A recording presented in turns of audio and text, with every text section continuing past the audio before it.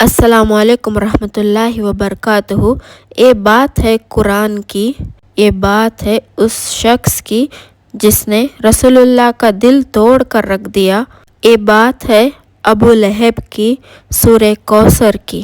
अक्सर हम लोग अपने नमाज़ों में सूरह कौसर को पढ़ते हैं, पर अफसोस हम में से कितने हैं जो इसका मतलब जानते हैं। क्या है कौसर? क्यों अल्लाह ताला ने इसे नाजिल किया? क्या है कौसर का राज? और सबसे ज़रूरी बात, सूरह कौसर का आज हमारी ज़िंदगी में क्या रिलेवेंस है, जानेंगे इस वीडियो में। सूरह कौसर कुरान की सबसे छोटी सूरत है। कुरान की बहुत सारे खूबसूरत बातों में एक खूबसूरत बात यह है कि हर एक आयत के पीछे, हर सूरत के नाजिल होने के पीछे एक कहानी है, सच्ची कहानी। और ऐसा ही एक दिल दह देने वाला, एक दिल को चीर देने वाला वाक़या है सूरह कौसर के नाजिल होने के पीछे। पहले उसे समझते हैं। मक्का की दोपहर खामोश थी। लोग अपने अपने घरों में आराम कर रहे थे, मगर अल्लाह के नबी खामोश बैठे थे। अंदर से दबी दबी सिसकियों की आवाज़ें मिट्टी की दीवारों से टकराकर वापस आने लगी थी। उनके बेटे अब्दुल्ला अल्लाह को प्यारे हो गए थे। वो नन्हा सा जिस्म जो कल तक उनके सीने से लगकर सांस लेता था, अब वो नहीं रहा। बराबर वाले दीवार से टैंक लगाकर एक आदमी खड़ा था। ये आदमी और कोई नहीं, रसूलुल्लाह का चचा था। अंदर से आती हर एक सिसकी उसकी चेहरे की मुस्कान बन रही थी। और फिर वो खुशी से चिल्लाया, बुतीरा मोहम्मद, बुतीरा मोहम्मद। ख़त्म हो गया मोहम्मद का बेटा, टूट गया मोहम्मद की नस्ल। उसकी आवाज़ ने नबी का दिल चीर कर रख दिया। गुलामों को उसने खजूरें बांटी अपने दोस्तों के साथ कहकहे लगाकर, और सबसे कहता रहा, तुमने सुना मेरी जान, मेरे भतीजे की जड़ कट गई, अब कोई नहीं उसका नाम लेने वाला। उसकी हंसी, उसके अल्फाज हवा में सांप बनकर तैर रहे थे, मगर अल्लाह ने अपने नबी को अकेला नहीं छोड़ा, उन्हें एक तोहफ़ा दिया। ये तोहफ़ा था सूरह कौसर। इस सूरत में अल्लाह ने नबी से कहा, ए नबी, आप फ़िक्र ना करें, हमने आपको कौसर अता की है, तो बस आप इबादत करें अपने रब की। और वो जो आपको बार बार बुतीरा मोहम्मद, बुतीरा मोहम्मद कहता है कि मोहम्मद की जड़ कट गई, नस्ल कट गई, असल में उनकी नस्ल ख़त्म हो जाएगी। अल्लाह के नबी के चेहरे पर मुस्कान आ गई। दिन ढल गया। अबू जहल बेवकूफ़ की तरह हंसता रहा। उसे क्या खबर कि अल्लाह ने उसे जीते जी बर्बाद कर दिया। तो मेरा ख़याल है कि अभी इस लम्हे, अब इस बात को दिल में उतार लीजिए कि सूरह कौसर को आप इसलिए रिसाइट मत कीजिए कि वो छोटी सूरत है, बल्कि आप इसलिए पढ़िए कि वो अल्लाह ताला ने तोहफ़े के तौर पर हमारे नबी सल्लल्लाहु अलैहि वसल्लम को तोहफ़े के तौर पर दिया गया है, कि ताकि उन्हें ये एहसास दिलाया जा सके कि वो, उनका स्टेटस इतना हाई है, इतना हाई है कि उनका मकाम इतना ऊंचा है कि अल्लाह सुब्हाना ताला खुद उन्हें तसल्ली दे रहे हैं, उनको कंसोल कर रहे हैं। तो पहली आयत है, इन्ना आतैनका कल कौसर। तो कुरान में इन्ना का लफ्ज़ आता है तो किसी बात पर जोर दिया जा रहा है। पहले आयत का मतलब है कि बेशक हमने आपको कौसर गिफ्ट दी है, अता की है।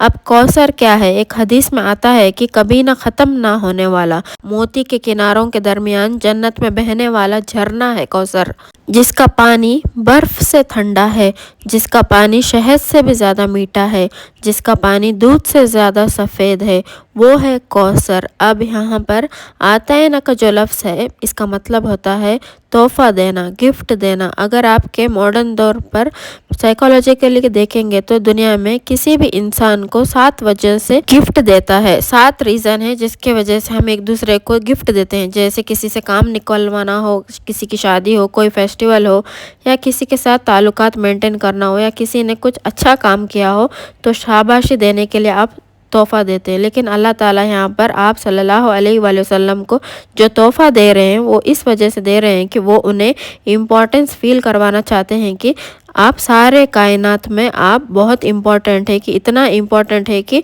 अल्लाह ताला आपको ख़ुद कंसोल कर रहे हैं, आपका मुकाम ऊंचा कर रहे हैं। कौसर जन्नत का झरना तो है, اس کے علاوہ اور کیا تحفے دیے ہیں اللہ تعالیٰ نے ہمارے نبی کو قرآن دیا ہے جو ہمیشہ رہنے والا اور آج بھی ہمارے ساتھ ہے اور ہمیشہ رہے گا۔ اس کے علاوہ اور کیا تحفے دیے ہیں اللہ نے، اور سب سے بڑا تحفہ یہ ہے اللہ نے اپنے نبی کا نام قیامت تک زندہ رکھا ہے، اپنے نام کے ساتھ جوڑ دیا ہے نبی کا نام، سبحان اللہ۔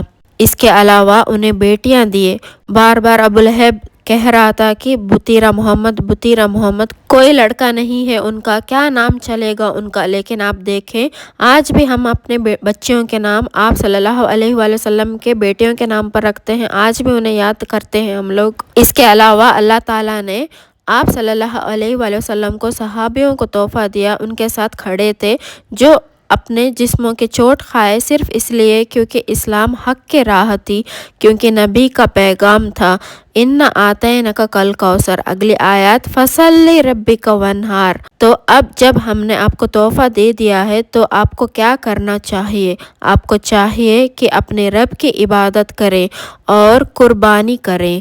دیکھو جنرلی دنیا میں دو عبادت ہوتی ہیں، ایک ہوتی ہے پرائیویٹ عبادت، ایک ہوتی ہے پبلک عبادت۔ پرائیویٹ عبادت کیا ہے؟ نماز پڑھنا، تہجد پڑھنا۔ پبلک عبادت کیا ہے؟ قربانی کرنا، اس کا گوشت لوگوں میں بانٹنا، لوگوں کی مدد کرنا۔ تو اللہ تعالیٰ نے اس آیت کے اندر ان دونوں عبادتوں کا ذکر کر رہے ہیں۔ اب یہاں پر یہ جو ونہر کا لفظ ہے اس کا مطلب ہوتا ہے قربانی دینا، اسی لیے عید الاضحیٰ کے دن کو یعنی بقرہ عید کے دن کو یوم النحر بھی کہا جاتا ہے، یعنی قربانی کا دن۔ تو فصل ربک وانحر، عبادت کیجیے اور قربانی کیجیے۔ اور تیسری آیات ہے ان شانیک هو الابتر۔ اس اسکالر کہتے ہیں کہ جو شانیہ کا جو لفظ ہے اس کا مطلب ہوتا ہے دشمنی، ایسی دشمنی کہ انسان اس کے اندر اپنے عقل کھو دے، اس کا دماغ کام کرنا بند ہو جائے۔ اب آپ نوٹ کریے اللہ کے رسول کے گھر میں ایک انتقال ہو گیا ہے، لیکن یہ ابو لہب یہ مذاق اڑا رہا ہے، مٹھائیاں بانٹ رہا ہے، اس کی عقل نے کام کرنا بالکل بند کر دیا۔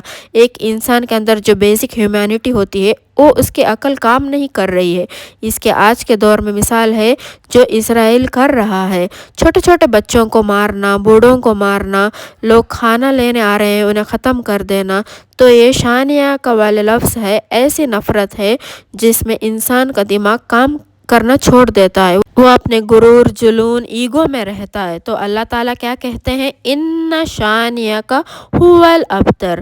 اور یہ لوگ ہیں جو آپ کو کہتے تھے کہ آپ ابتر ہو جائیں گے، آپ کا نام نہیں چلے گا، کوئی آپ کو نہیں پوچھے گا، وہ خود ابتر ہو گئے ہیں۔ وہ جس کی جڑ کٹ گئی ہے، جس کی نسل ختم ہو گئی، جو برباد ہو گیا، جس کو کوئی پوچھنے والا نہیں، اور جو اس بات کا ثبوت ہے کہ رسول اللہ کو ساری دنیا جانتی ہے اور ابو لہب کو ہم لوگ جانتے ہیں لیکن لعنت کے طور پر اس کا نام لیتے ہیں۔ لیکن آج اس صورت کا ہمارے زندگی میں کیا ریلیونس ہے؟ کیسے ہم اس صورت کو اپنی زندگی میں اتار سکتے ہیں؟ دیکھیے آج بھی اکثر ایسا ہوتا ہے کہ ہم پریشان ہوتے ہیں نا تو لوگ تانا مارتے ہیں، چار لوگوں میں بیٹھ کر مذاق بناتے ہیں ہم لوگوں کا۔ ایون جب گھر میں بیٹیاں پیدا ہوتی ہیں نا تو اپنا ماتھا پیٹ لیتے ہیں کہ ہمیں بیٹی ہوئی ہے۔ انسان اس طرح کے حرکتیں کرتا ہے نا جو ایکچولی وہ ابو لہب کی راہ پر چل پڑتا ہے۔ ابو لہب کیا کہتا تھا؟ محمد کا کوئی بیٹا نہیں، ختم ہو جائے گا اس کا نسل اس کے بعد۔ اس کی سوچ یہ تھی کہ انسان کی جو نسل ہے وہ صرف لڑکے سے چلتے ہیں۔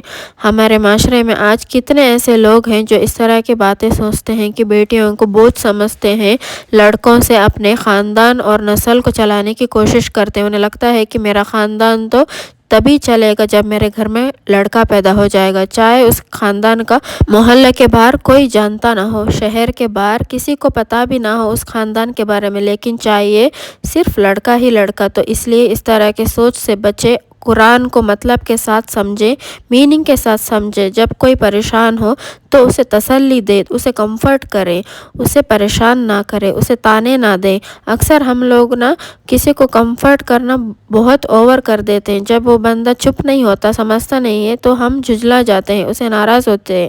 ایسا نہیں کرنا ہے، آپ کو اسے یقین کروانا ہے کہ میں ہوں آپ کے ساتھ، جیسے اللہ تعالیٰ نے صرف اور صرف 3 آیاتوں میں اپنے نبی کو تسلی دے دی۔ اب آپ کے لیے اور میرے لیے کوثر ہے ہماری صحت، ہماری اولاد، ہمارا گھر، فری وقت، ہر وہ چیز جو آپ کو ملی ہوئی ہے وہ ایکچولی کوثر ہے۔